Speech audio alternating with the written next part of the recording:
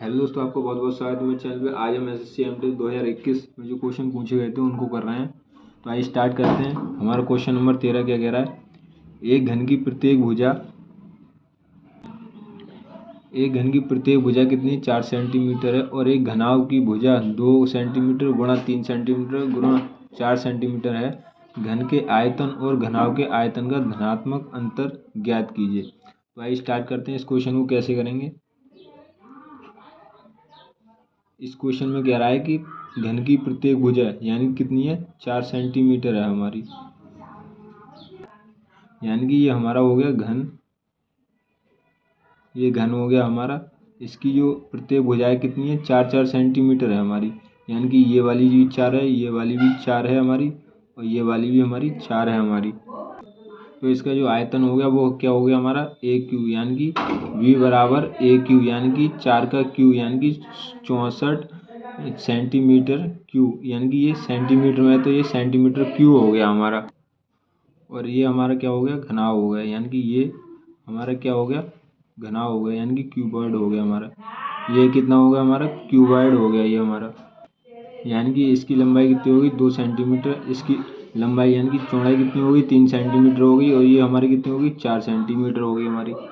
तो घनाभ का आयतन कितना होगा हमारा, यानी कि L into B into H हमारा। तो कितना हो गया 2 गुणा 3 गुणा 4 हो गया, यानी कि कितना हो गया हमारा 2 3 6 चौक 24 हो गया, यानी कि 24 सेंटीमीटर क्यूब।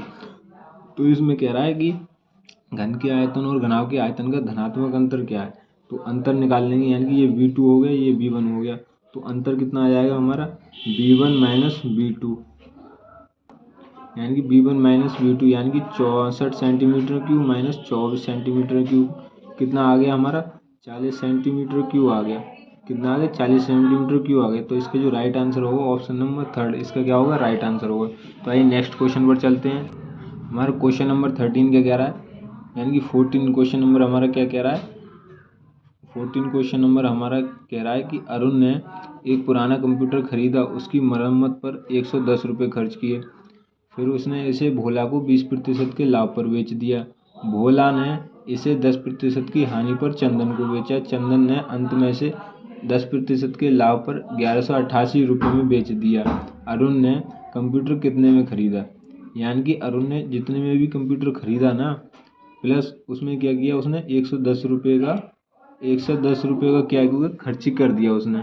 यानी कि अरुण ने जो कंप्यूटर खरीदा था, ठीक है, इतने में खरीदा और उस पर 110 रुपये क्या कर दिए उसने खर्च कर दिए। ठीक है, अब कह रहा है कि अरुण ने जो कंप्यूटर खरीदा था हमारा और उस पर जो खर्च किया था, फिर उसने क्या किया भोला को 20% के लाभ पर बेच दिया, यानी कि भोला को बेच दिए 20% के लाभ पर।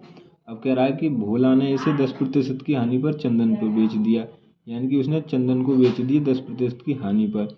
अब कह रहा है कि चंदन ने इसे 10% के लाभ पर बेच दिया, चंदन ने 10% के लाभ पर बेच दिया और 1188 रुपये में बेच दिया, यानी कि 1188 रुपये में चंदन ने किसी बंदे को क्या बेच दिया कंप्यूटर बेच दिया। अब ये नहीं पता किसको बेचा था और 1188 रुपये में उसने बेच दिया।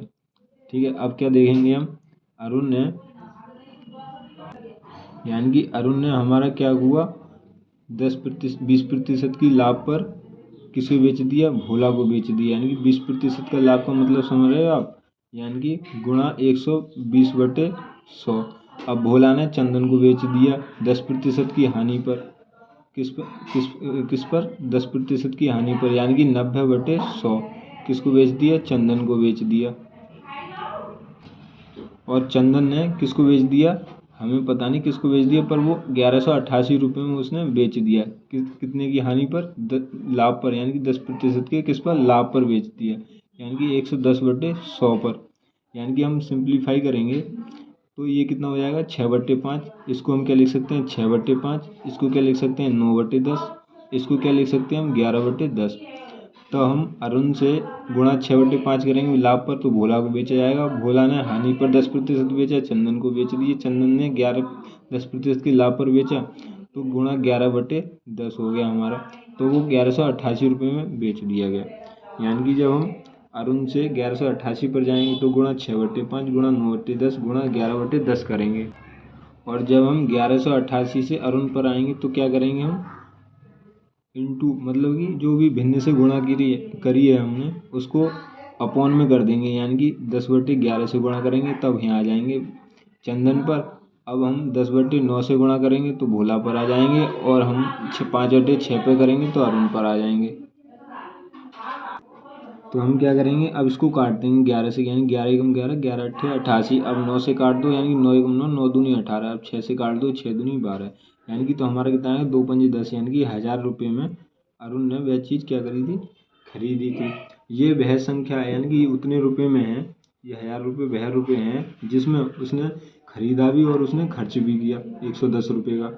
यानी कि 110 रुपये में से हम क्या करेंगे, 1000 रुपये में से हम 110 रुपये जब हम माइनस करेंगे ना, जो खर्च वाले रुपये हैं, तो हमारा क्या निकल आएगा, यानी कि वो रेट निकल आएगा जितने में उसने खरीदी थी। यानी कि 890 रुपये में उसने क्या करी थी, अरुण ने वह चीज़ कंप्यूटर यानी कि खरीदा था। तो इसका ऑप्शन नंबर 4 क्या है, इसका क्या होगा, राइट आंसर होगा। ऑप्शन नंबर 4 इसका क्या होगा, राइट आंसर होगा। आपको अच्छी लग रही है तो लाइक करें, कमेंट करें एंड शेयर करें, और चैनल को सब्सक्राइब करें, और ये सेशन यहीं पर रखते हैं। Thank you so much.